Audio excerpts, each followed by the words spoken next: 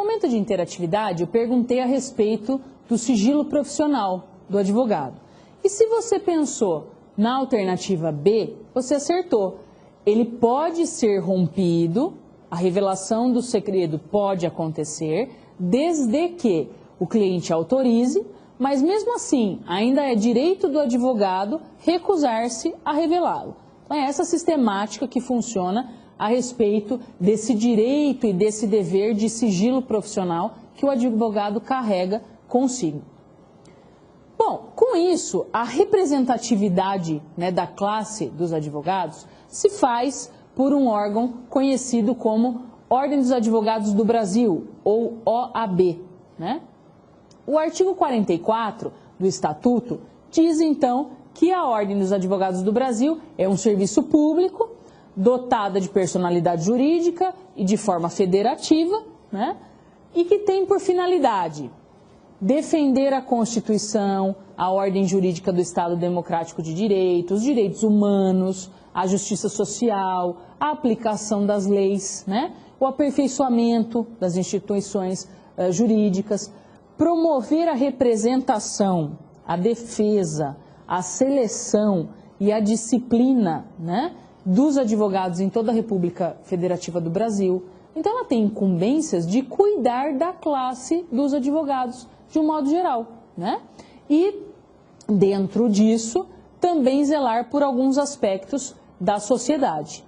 O artigo 45 deste estatuto vai dizer então quais são os órgãos da Ordem dos Advogados, né? E a OAB possui então um Conselho Federal, possui os conselhos seccionais, né, que vão referir-se aí aos estados, tá? A conexão com os estados membros, né? As subseções, né? E as caixas de assistência dos advogados.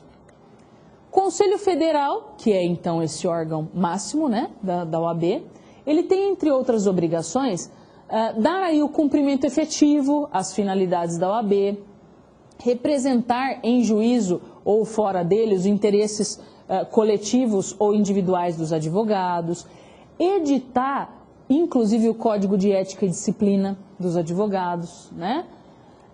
Tem aí responsabilidades sobre o julgamento de processos disciplinares, né? Elaborar as listas constitucionalmente previstas para o Quinto Constitucional. Então, quando existe aquela possibilidade de dos advogados ingressarem, né, como juízes de segunda instância nos tribunais, esse formato que a Constituição dá se chama Quinto Constitucional. E o Conselho Federal, geralmente na esfera federal da União, será o responsável por elaborar aquelas listas sêxtuplas dentre os profissionais da advocacia para que haja o preenchimento da vaga pelo Quinto Constitucional. Ao Conselho Seccional, que vai ter essa identidade com os Estados-membros, né, da Federação, vai caber editar o regimento interno e as resoluções, criar as subseções, porque as subseções são geralmente por comarcas, cidades, né? Então é o Conselho Seccional que vai fazer essa criação. A Caixa de Assistência dos Advogados, julgar também em grau de recursos determinados procedimentos disciplinares, né? E realmente aí trabalhar com a decisão, né, até mesmo dos tribunais de ética ou das próprias subseções de um modo geral e da caixa, da caixa respectiva de assistência dos advogados. Fixar a tabela de honorários, né, para o território estadual, realizar o exame de ordem, né, determinar com exclusividade os trajes para os advogados e também, né, o Conselho Seccional ele fica com a incumbência de elaborar as listas do Quinto Constitucional na esfera estadual. Então, aí, quando o cargo de preenchimento da segunda instância for para a esfera estadual, quem vai elaborar a lista sêxtupla, né, para a formação do Quinto Constitucional, posteriormente de uma lista tríplice e para se ingressar pelo Quinto Constitucional, vai ser o Conselho Seccional.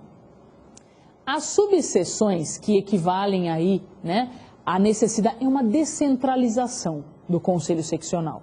Porque daí você tem os representantes, os presidentes da OAB destas subseções e que, por estarem na sua comunidade, né, facilita a vida dos advogados, e os advogados também se sentem, né, auxiliados, amparados, né, e com isso facilita toda a administração, do modo geral, da OAB.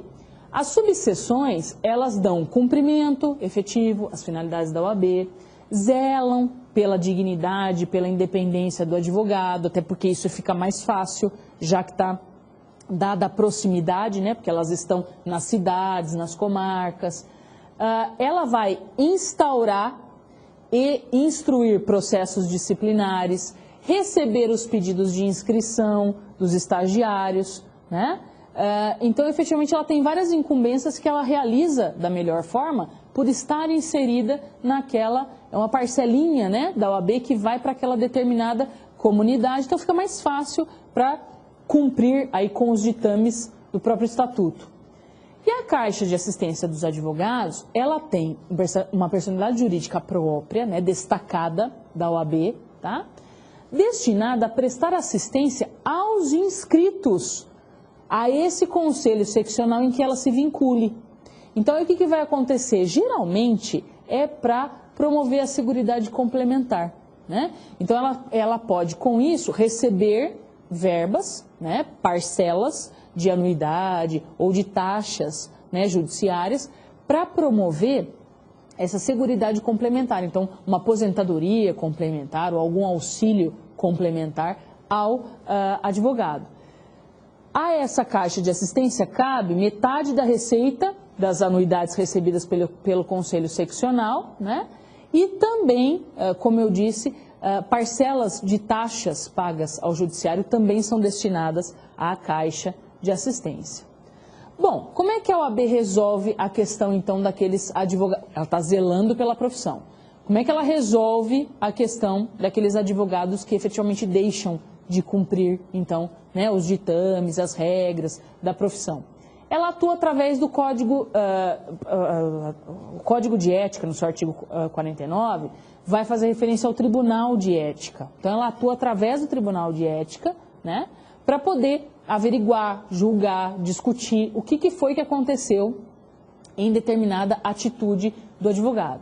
O Tribunal de Ética, ele é competente para orientar e aconselhar sobre a ética profissional de um modo geral, responde a consultas feitas pelos advogados, mas também faz essencialmente o julgamento dos processos disciplinares. O Tribunal de Ética, ele se reúne mensalmente, ou às vezes até em menor período, se necessário, né? E todas as sessões serão plenárias, então obviamente aí terão mais, né? Não é um julgador que vai julgar, né? Por isso o Tribunal de Ética. Não vai ser um julgador que vai julgar esse determinado processo disciplinar. Bom, com isso, cabe aí, né, instaurar de ofício o processo, organizar e promover cursos, né, palestras, seminários, até na orientação dessa ética profissional, como é que o advogado deve se portar, né? A advocacia é uma profissão que muitos vão ingressar sem ter essas noções de ética. Então, às vezes é bom ter o reforço disso através desses cursos, dessas promoções que o Tribunal de Ética pode fazer. Expedir provisões e resoluções sobre esse modo de agir, então como é que o advogado deve se portar, né? Até porque, como ele vai ser vinculado, né, geralmente a essas subseções, ele sabe como é que aquela comunidade funciona, né? Então, mais fácil ainda para ele determinar essas regras de ética. Ele pode até mesmo mediar, né, tentar aí auxiliar os envolvidos para resolver dúvidas e pendências entre advogados, a partilha de honorários, mais de um advogado que atuou no mesmo processo, controvérsias surgidas a partir da dissolução da sociedade de advogados, né? Dissolvida a sociedade, retirada de sócio, como é que isso funciona? Qual é a melhor forma, né, de agir?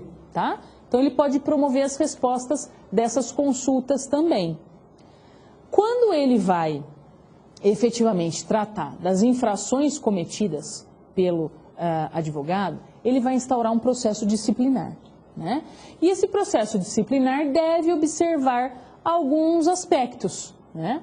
Como, por exemplo, a legitimidade para requerer a instauração. Ela tem que se dar de ofício ou através de qualquer autoridade ou pessoa interessada, quer dizer, pode ter sido uma denúncia, né? Uma coisa assim, tá?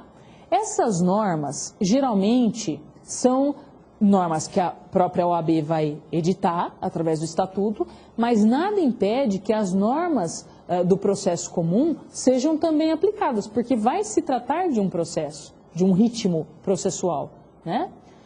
Os prazos, todos eles serão de 15 dias, né? Para defender-se, para manifestar-se, para entregar documento, até porque é um prazo razoável e é o prazo tido como prazo mais comum do processo comum, né? A competência para aplicar a pena é do Conselho Seccional, em cuja base tenha ocorrido a infração, né? Salvo se ela for cometida perante o Conselho Federal, porque daí vai ser da competência do Conselho Federal aplicar a pena.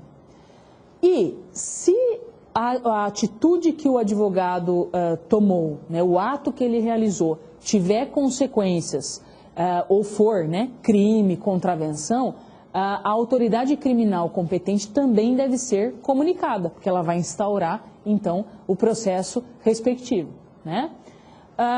Deve tramitar em sigilo o processo disciplinar, né? Até que se tenha aí efetivamente a decisão, tá?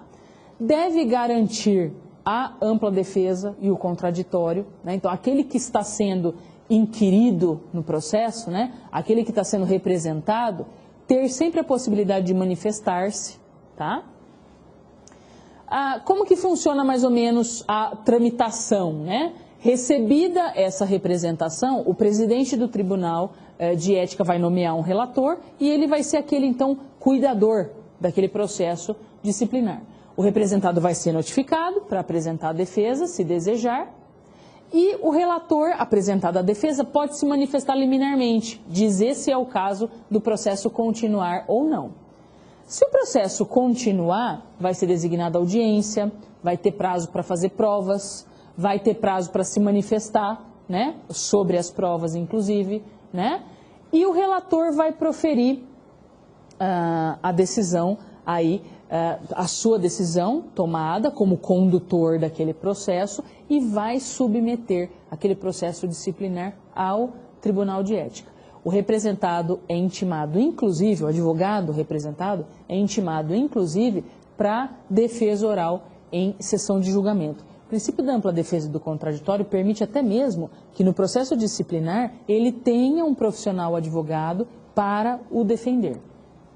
Os recursos vão funcionar da seguinte forma: vai caber ao Conselho Federal das decisões proferidas pelo Conselho Seccional e ao Conselho Seccional das decisões proferidas pela subseção e pela Caixa ou da Caixa de Assistência. Todos têm efeito suspensivo, ou seja, nenhuma atitude é tomada até que se tenha a decisão final, salvo se esse processo disciplinar versar sobre certos assuntos, como, por exemplo, as eleições, né, para as escolhas dos presidentes, dos membros, né, dos presidentes da OAB, os membros de direção, a suspensão preventiva aplicada ao advogado, o cancelamento da inscrição obtida com prova falsa de requisito de ingresso. Então, nesses casos, né, não vai haver efeito suspensivo. Prevalece o que aconteceu, né? Então, a suspensão, o cancelamento prevalece até que se tenha a decisão final. Pode haver a suspensão preventiva da seguinte forma: no início do processo disciplinar, em caso de repercussão prejudicial, né, à dignidade da advocacia, pode ser que de início o relator já se determine que haja essa suspensão preventiva. Só que aí o processo disciplinar tem que ser concluído em 90 dias, não pode extrapolar esse período, né? Em tese, se não houver a suspensão preventiva da advocacia, se o processo disciplinar ultrapassar os 90 dias, prejuízo maior não vai haver ao investigado, ao advogado representado, porque tudo vai correr em segredo de justiça, né? Perdão, em sigilo, né? Então não vai haver aí a divulgação das informações. Com isso, eu passo ao momento da interatividade e pergunto a você, a OAB é constituída de órgãos, né? E estes órgãos são, então, quais são os órgãos que compõem a OAB? Alternativa A, os conselhos federais e seccionais. Alternativa B, o Conselho Federal, os conselhos seccionais e as subseções. Alternativa C, os conselhos seccionais e as subseções. Alternativa D, o Conselho Federal, os conselhos seccionais, a subseção e a Caixa de Assistência dos Advogados. E a alternativa E, Conselho Federal, subseções e Caixa de Assistência dos Advogados. Eu volto já com a resposta.